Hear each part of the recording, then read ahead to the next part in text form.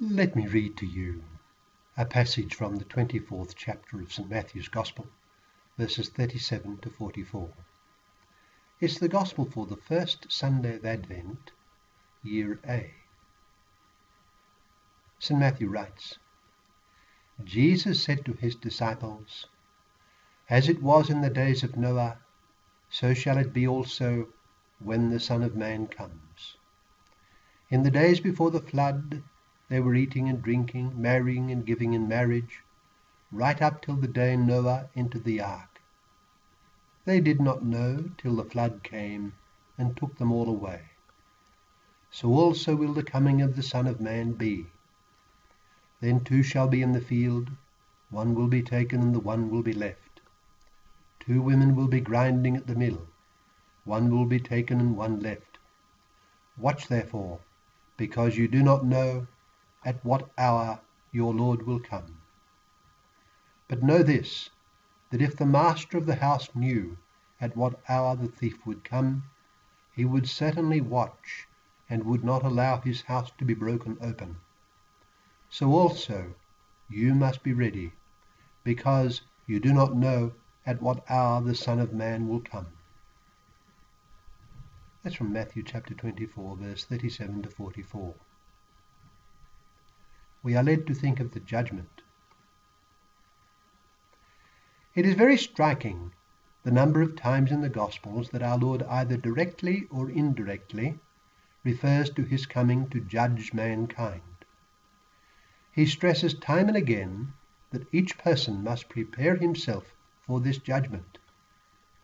As he says at the end of our Gospel passage, "You also must be prepared, for at an hour you do not expect the Son of Man will come."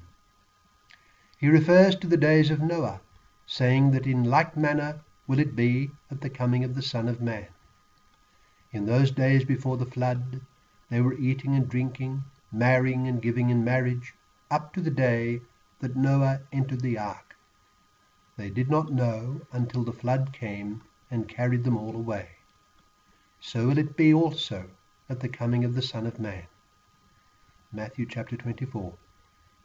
Our Lord, in drawing on Old Testament temporal events to illustrate what will happen in the fullness of time, intimates also that we can draw on events in life to help us realize what is certainly to come. An earthquake suddenly convulses whole towns, or even a great city, and all is in ruins. It could be a massive cyclone, or a great fire, or a sudden epidemic. For the individual, it could be a sudden heart attack or a robbery. Sudden catastrophes for which people are unprepared are a reminder of the coming of the Son of Man, which may happen at an hour you do not expect.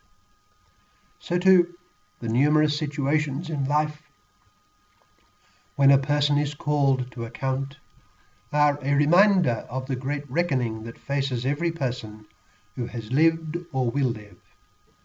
A student knows he will face exams at the end of his semester or year, and yet he becomes distracted and lethargic. The exams come upon him, and he is caught unprepared. So our Lord says, stay awake.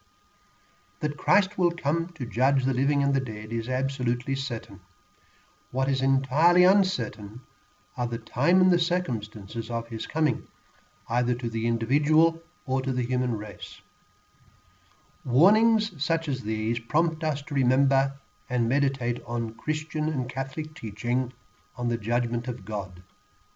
At death, each person is judged by Christ, who is appointed by the Father to be the judge of the living and the dead.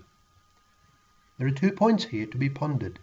Firstly, each individual will be judged after he dies on all that he did during life. One's own responsibility for being the person one is, and one's responsibility for all that one chooses to do or not to do, will not be able to be evaded. Nothing will be passed over, and the sentence will come. The person will then enter into the happiness of heaven immediately, or after an appropriate purification in purgatory, or alternatively will enter into the eternity of hell.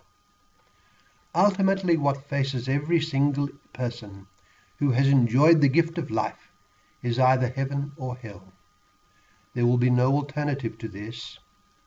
There will be no escape into the oblivion of nothingness or an eternal sleep.